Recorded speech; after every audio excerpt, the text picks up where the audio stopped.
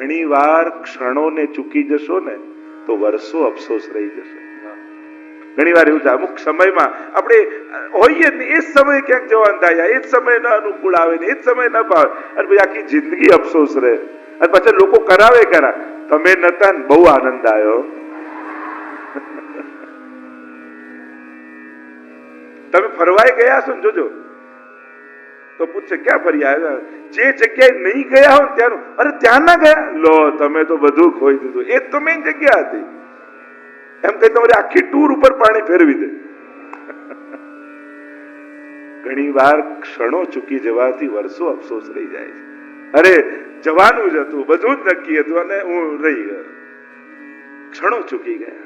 લમ્હો ને કી ખતા और સદીઓ ને સજા પાઈ. ભૂલોમાં એવું છે ને, 2 મિનિટની ભૂલો વર્ષો ભોગવવી પડતી હોય છે. કાંઈ ના હોય છતાંય એ 2 મિનિટ ભૂલી ગયા, ચૂકી ગયા આપણે, વિવેક કે જે બી હોય, આખી જિંદગી એનો અફસોસ આપણને. અને એટલે જ અહીંયા પુષ્ટિ માર્ગમાં ક્ષણોને પકડવાની વાત છે, તકોને પકડવાની વાત છે. કે ઘણી વાર વર્ષોની સાધના ના હોય પણ ઘણા લોકો રાઈટ ટાઈમે આવી જાય અને લાભ લઈ જાય, એવું થઈ જાય. ઘણી વાર એવું છે કે યોગ્ય ક્ષણે ઉપસ્થિત જીવ અને એને મળી જાય. તો આ જ મહત્વની વાત છે જીવનમાં, યોગ્ય સમયે યોગ્ય તક ઝડપી દે. બાકી ફ્યુચરના બધા પ્લાનિંગો કંઈ બહુ સાચા ઠરતા નથી. જ્યારે થયું એ સાચું, કરી લીધું એ સાચું. બાકી વિચારો તો આપણે કોણ જાણે. કોઈને ખબર હતી એ કૌશલ્યાજીને બસ કાલે મારા રામનો રાજ્યાભિષેક થવાનો જ છે, દશરથને તો બસ થવાનું જ છે. દશરથ રાજા, સાધારણ માણસ નહીં, ગામનો રાજા. અને ન જાણ્યું જાનકી નાથે કે કાલે શું થવા. ઈચ્છા તો જીવનમાં એવું જ છે. અને જે કાલ ઉપર બહુ જ રાખે ને એની આજ બહુ બગડે છે. કાલના પ્લાનિંગો જે બહુ જ કરતા હોય ને આજના આનંદને બહુ ગુમાવી દેતા હોય છે. આજે આનંદ લીધો તો બીજું કાલે કાંઈ નહીં મળે તો આજના આનંદને વાગોળવા તો થશે, પણ જેને આજનો જ આનંદ લીધો અને કાલનો ચૂકી ગયો તો કાંઈ નહીં રહે. આજે જેને આનંદ લીધો તો કાલે કદાચ તક ન મળી તોય ગઈકાલે આપણે બહુ સારો લાભ લીધો, બહુ આનંદ થઈ ગયો. વાગોળવા માટે કંઈક તો મધુર સ્મરણો રહેશે. તો જે ચર્ચા કરી રહ્યા છીએ આપણે, નેત્રો ભરી લોચન ભરી ભરી પીજેજી, નેત્રો ભરીને આપણે ત્યાં એ વારંવાર એ વસ્તુનો ઉલ્લેખ આવે છે. નયન ભર દેખ જબ ભાનુ તને. આ સૂર્યપુત્રી યમુનાજીને આંખો ભરી નથી. કેમ? કારણ કે જો આંખોમાં એમને ભરી લઈશ ને તો હૃદય કૃષ્ણથી ભરાઈ જશે, કૃષ્ણ પ્રેમથી ભરાઈ જશે. અને દવાનું તો એવું છે, તમારા હાથમાં દુખતું હોય, પગમાં દુખતું હોય, ગમે ત્યાં દુખતું હોય, દવા ક્યાં ખાઓ? મોઢા પર જ ને. દુખાવો ત્યાંનો જતો રહે છે, ઉપાય ત્યાંનો થઈ જાય છે. એમ આ બધા ભવરોગોના દુખાવાની એક જ દવા છે, જીભ પર મૂકેલું યમુનાજીનું નામ. જા મુક્તે છે જો ભક્ત પ્રતિપાર જંજાર ટારે. અને યમુના કે નામ અગદૂર ભાજે. યમુનાજીના નામે અને જેની જીવવા પર આ દવા મૂકી દીધી ને, પેલું કહ્યું ને કે તમને સ્ટ્રોક આવે, આ બસ આ જીભ પર આ દવા મૂકી દે. એટલે ઘણા લોકો ખિસ્સામાં લઈને ફરતા હોય થતાની સાથે કે જીભ પર આમ મૂકી દો એટલે બધું શાંત. એમ મહાપ્રભુજી આપણને બધાને એક દવા આપી દીધી છે કે જ્યારે પણ એમ લાગે કે સંસાર સતાવશે અને ભવકૂપમાં પડી જઈશું, ત્યારે યમનાષ્ટક ખોલીને યમુનાજી નામની દવા જીભ પર મૂકી દેજો. ગુણ અપાર મુખ એક કહલો વરની આશુ. યમુનાજીનું નામ એ અનંત ગુણભૂષિતે, ગુણો અનેક રોગોનો દવા છે યમુનાજીનું નામ. અને કેટલા પ્રસંગો એની સાબિતી આપતા હોય છે. અને ભક્તને તો પ્રમાણની જરૂર નથી હોતી. મહાપ્રભુજી કે સાત્વિક ભક્તો હોય એને સાબિત ન કરવું પડે કે અમારો ઠાકોરજી કૃપાળુ છે, એને તો વિશ્વાસ જ હોય. આપણે તો વારે ઘડીએ પ્રસંગો કઈ અને હૃદયમાં ઠસાવવું પડે, કૃપાળુ છે, કૃપાળુ છે, કૃપાળુ છે. એટલે ભક્તને ભગવાન માટેની સાબિતી નથી, કારણ કે એનો પ્રેમ જ એના માટે સૌથી મોટો પ્રમાણ છે. જો ઈશ્વર ન હોત તો અમારા હૃદયમાં એમના માટે પ્રેમી ન હોત. અને પ્રેમ છે, ધુમાડો છે સાબિત કરે છે કે અગ્નિ હશે. પ્રેમ છે એ જ પ્રમાણ છે કે ઈશ્વર હશે. નહીં તો એના માટે ક્યારે જે વસ્તુ અસ્તિત્વમાં જ નથી એના માટે પ્રેમ જ નથી હોતો. આપણા દિલમાં હોય આવું કે આના માટે ક્યાં હોય જ નહીં ને, કે છે જ નહીં, આ તો ક્યાંથી થાય? પણ છે એ જ એનું પ્રમાણ છે. તો શ્રી યમુનાજી પિય સંગ તો જે વાત કરી રહ્યો હતો, આદિ ભૌતિક સ્વરૂપનું, આધ્યાત્મિક સ્વરૂપનું અને આદિ દૈવિક. જેમ ભૌતિકનું મેં કહ્યું ને, તરંગો, તટ, રજ, જલ, કમળ, બેટ બધું જ, એમ આદિ દૈવિકમાં પણ સ્વરૂપના એક એક અંગની શોભા, એમના નેત્રો, એમના હાથમાં કમળની માળા, એમના હાથમાં 3 છડી કમળની, એમના કંઠમાં ધરેલા કમળ, એમના 16 શણગાર, એમના 12 આભરણ, એમની ચાલ, એમના નુપુર, એમના વસ્ત્ર, એમના શૃંગાર, એમના શોભા, એમના હાથમાં મૂકેલી મહેંદી, કુમકુમ કેસરથી મંડેલા ચરણારવિંદ, આ દરેકનું મહાત્મ્ય છે. દરેકનું ભાવાત્મક રસાત્મક મહાત્મ્ય છે. મહાત્મ્ય 2 પ્રકારનું હોય, એક સામર્થ્યને બતાવનારું અને એક સ્વરૂપને સમજાવનારું. આ બંને પ્રકારના મહાત્મ્ય હોય છે. તો શ્રી યમુનાજીની તો શોભાનું વર્ણન કરીએ, જ્યારે એક એક એક એક એક એક શૃંગાર માથે ઓઢેલી ચૂંદડીથી શરૂઆત કરી અને ચરણમાં એક મસ્તક પર ઓઢેલી ચૂંદડીથી લઈ ચરણના અંગલીઓમાં ધરેલા વિછિયા સુધીની વાત છે. મત્સ્યાકૃત એવા સુંદર વિછિયા, મકરાકૃત એવા સુંદર વિછિયા શ્રી યમુનાજીએ ધારણ કર્યા હોય, અને દરેક શ્રીઅંગમાં નાની નાની ઘૂઘરી હોય. દરેક શણગારમાં ઘૂઘરીઓ લટકતી હોય, કડામાં, આપણે ચૂડીમાં, બધામાં, કંદોરામાં. અને જ્યારે ચાલે યમુનાજી ત્યારે છમ છમ છમ છમ, એક તો નુપુરના ધ્વનિ આવે, ખમ ખમ ખમ, અને નાની નાની ઘૂઘરીઓ ચમકતી ખમકતી હોય તો ખમ ખમ ખમ, આમ સુંદર રણકાર થતો હોય. એટલે જયારે યમુનાજી પધારતા હોય ને, એટલે બધા જ ગોપીજનો ચોંકી જાય, હા યમુનાજી આવતા લાગે છે. એમના શ્રીઅંગના રણકારથી ઓળખાઈ જાય કે કોણ પધારી રહ્યું છે.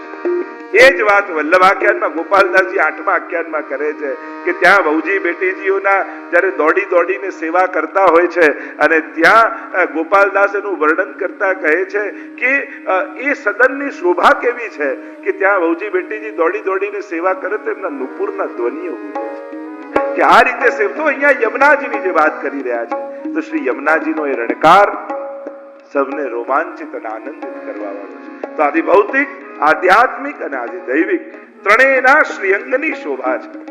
આધ્યાત્મિકની પણ શોભા છે, તીર્થ રૂપા છે. અને મહાપ્રભુજી એક જ શબ્દમાં આધ્યાત્મિક સ્વરૂપની સુંદર વાત કરતા કહ્યું, વિશુદ્ધ મથુરા તટે. એ સપ્તમી એક વચન, એટલે ત્યાં વાક્ય પૂરું થઈ જાય છે. અને સકલ ગોપ ગોપી પ્રત્યે જુદું વાક્ય છે. વિશુદ્ધ મથુરા, સપ્તપુરીમાંની એક પુરી, અને ત્યાં શ્રી યમુનાજીનો વાસ, અને એ યમુનાજી તીર્થ રૂપા વિરાજે છે કે જે પ્રાતહિ નાદ અગદૂર જાત, જે સ્નાન કરે એના બધા જ પાપો નિર્મૂળ થઈ જાય. માનો જનની રાખત પુત્ર બારે, એવા શ્રી યમુનાજી. તો પિય સંગ રંગ ભરી, આનંદ ભરી, કિલ્લોલ ભરી, એવા શ્રી યમુનાજી. સંગથી જ રંગ આવે, અને જેનો સંગ હશે એનો રંગ લાગશે. અને યમુનાજીને તો સદાય ઠાકોરજીનો સંગ છે. યમુનાજીને ક્યારે વિરહ નથી, એટલે કોઈ વિરહના વચન યમુનાજીના મુખથી આપણે સાંભળતા નથી. જેમ રાધાજી, સ્વામીજી, લલિતાજી, ચંદ્રાવલીજી બધાના મુખે વિરહની વાત આવે, પણ યમુનાજીના મુખે વિરહની વાત નથી આવતી. કારણ કે અખંડ સૌભાગ્યવતી છે, અખંડ સંયોગવતી છે. પ્રભુ એક ક્ષણ પણ, અરે શહેદમાં પણ જારીજી સૈયાજીમાં પધારી જાય તો તુરંત ટેરો આવી જાય, ઠાકોરજી પધારી જાય. વિપ્રયોગ થતો નથી, અખંડ સંયોગ છે. તો પિય સંગ રંગ ભરી કરી કલ્લોલ, કિલ્લોલ કરતા કરતા. કારણ પ્રભુનો સંગ જેને હોય ને એના જીવનમાં સદાય કિલ્લોલ હોય. સંસારીનો સંગ હશે એના મુખમાં અફસોસ હશે, ફરિયાદો હશે અને પશ્ચાતાપ હશે. જો ને દરેક જીવના મુખમાં ફરિયાદો કે ધાર્યું ન થયું, ઈચ્છેલું ન થયું, પેલાએ આમ કર્યું, આણે આમ કર્યું, પેલા, એટલે ફરિયાદો લઈને ફરીએ છીએ આપણે. ચારે બાજુ ફરિયાદો સાથે ફરીએ છીએ. ફરવું કોની સાથે છે? પિય સંગ રંગ, સદા વ્રજનાથ ઇન સંગ ડોલે. ઠાકોરજી સદાય એમની સાથે ડોલે છે. કેમ? કારણ કે યમુનાજી કરતા પણ ઠાકોરજીને યમુનાજીની સાથે રહેવાની લાલસા અધિક છે. યમુનાજીની શોભા કેવી છે? બિલકુલ ઠાકોરજી જેવી. કૃષ્ણામ કૃષ્ણ સમામ કૃષ્ણ રૂપામ કૃષ્ણ રસાત્મિકામ કૃષ્ણ સંબંધકારિણી. ઠાકોરજી અને યમુનાજી અભેદ થઈને વહે. એટલે તમે જ્યારે યમુનાજીના પાન કરો છો અને પાન કરો ત્યારે 3 વસ્તુ તમને પ્રાપ્ત થાય. જ્યારે જેમ હમણાં લોટી ઉત્સવ થશે અને માલા પહેરામણી જેમના નિમિત્તે છે બધાને યમુના પાન કરાવશે. અને હું તો હંમેશા કહું યમુના પાન કરાવવું એટલે વ્રજયાત્રા કરાયાનું પુણ્ય બરાબર છે. કારણ કે આખા વ્રજનો રસ એ શ્રી યમુનાજી છે. એટલે યમુના પાન કરાવવું એ બહુ મોટું આપણે ત્યાં પુણ્ય કર્મ કહ્યું છે. 3 વસ્તુ પ્રાપ્ત કરો જ્યારે યમુના પાન. સૌથી પહેલા યમુનાજીનું પાન કરો. મુરારી પદ પંકજ સ્ફુરદ મંદરેણુ. તમે યમુનાજીના જ્યારે પાન કરો છો અને યમુનાજી શ્યામ છે એ સંગ છે ને, અને એટલે જ કહ્યું શ્યામ સંગ શ્યામ વહે રહી છે. એમને આગળ પદોમાં આવશે જ્યાં જલ કરતા રજ અધિક હોય ને જે પાણીમાં એ પાણી શ્યામ જ હોય. જોઈ લેજો જયારે પણ વરસાદ આવે ત્યારે સ્વચ્છ જલ પણ કેવું શ્યામ થઈ જાય. એ શ્યામલતાનું કારણ ભૌતિક સ્વરૂપમાં કેમ છે? યમુનાજીનું ભૌતિક સ્વરૂપ પણ શ્યામ, આધ્યાત્મિક સ્વરૂપ પણ શ્યામ અને દૈવિક સ્વરૂપ પણ શ્યામ. કૃષ્ણામ કૃષ્ણ સમામ કૃષ્ણ રૂપામ, આ ત્રણેય શ્યામ. આપણા ઠાકોરજી પણ શ્યામ. શ્રીનાથજી બાબા કેવા છે તો કે રક્ત શ્યામ. આપણા શ્રી કૃષ્ણ કેવા છે? મેઘ શ્યામ. અને યમુનાજી કેવા છે? ઘના ઘન નિભે સદા ધ્રુવ પરાશરાભિષ્ટદે. શ્રી કૃષ્ણ જેવા છે ને મેઘ જેવા શ્યામ, એટલે એકદમ કાળા નહીં પણ થોડી બ્લુ શેડ હોય, મેઘ જેવા શ્યામ. અને શ્યામ સંગ શ્યામ વહે રહી, એટલે ઠાકોરજી સાથે શ્યામ થયા છે ને, એટલે જેવી શોભા ઠાકોરજીની છે એવી જ ઘના ઘન નિભે સદા, એ એવા શ્યામ છે. તો જ્યાં જલમાં રજ હોય એ જલ શ્યામ, ભૌતિક સ્વરૂપ શ્યામ, આધ્યાત્મિક સ્વરૂપ તો છે જ શ્યામ, અને આદિદૈવિક સ્વરૂપ પણ ઠાકોરજીના રંગે રંગાયેલા છે એટલે શ્યામ છે. શ્રી યમુનાજી મુકુંદ એટલે કહ્યું કે જ્યારે મુરારી પદ પંકજ એટલે કે તમે યમુનાજીનું પાન કરો તે જલની સાથે ઠાકોરજીના ચરણારવિંદની રજ તમને મળે. સૌથી પહેલા રજ મળે છે. યમુનાજી કેવલ જલ રૂપે તમને નથી મળતા, યમુનાજીની સાથે ઠાકોરજી છે જ, પણ કયા સ્વરૂપે? એમની રજ સ્વરૂપે. એટલે જ્યારે જલપાન કરો ત્યારે રજપાન પણ થાય છે. અને યમુનાજી ઘૂંટણ સુધી યમુનાજીમાં ઠાકોરજી હોય, ગાયો પર જલ ઉડાડતા જાય, યો યો કરતા કરતા ખેલ કરતા જાય અને પોતાની ચરણરજ યમુનાજીમાં પધરાવતા જાય. અને જ્યાં તમે મળો ત્યારે પ્રસન્ન થઈ જાય ઠાકોર. ઠાકોરજી કે તાળી દે તાળી દે, એમ કહી તાળી મારી અને પછી ઠાકોરજી ગાયો લઈ લઈને આગળ જાય. તો કાલિંદીના કાંઠે તેનું ચારે વાલો હસી હસી અમસુ લે તાળી. પ્રસન્ન થઈ ઠાકોરજીને ઉદાસ રહેતા આવડતું જ નથી. એ પ્રસન્ન જ હોય, એ આનંદમાં હોય. એમ જ જે ઠાકોરજીના હોય ને એને પણ ઉદાસ નહીં રહેવું, એને પ્રસન્ન જ રહેવું. પ્રસન્નતા પ્રસંગ છે ને આપણા માટે તો આ ઉત્સવ છે. સદાય આનંદમાં વૈષ્ણવ સદા પ્રસન્ન રહે. પ્રભુ પાસે જવાનો પહેલો શણગાર એ મુખમાં સ્મિત છે. હસતા હસતા જો, પ્રસન્ન થઈને જો. તો જે ચર્ચા કરી રહ્યા છે પિય સંગ, સંગ રંગ ભરી. કેવો રંગ છે? શ્યામ રંગ. જો એક શ્વેત રંગ છે એટલા માટે પહેરવામાં આવે કે એના પર જેટલા રંગ હોય સ્પષ્ટ દેખાય.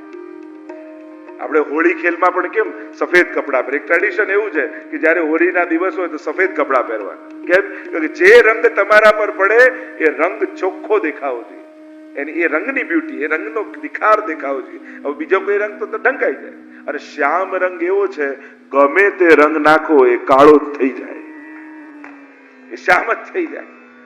તો અમારા ઠાકોરજી એવા છે કે એનો રંગ જ્યારે લાગે છે ત્યારે તો પિય સંગ રંગ ભરી કરી કલ્લોલ, કલ્લોલ કરતા, આનંદ કરતા, ગાન કરતા, સુંદર સુંદર મધુર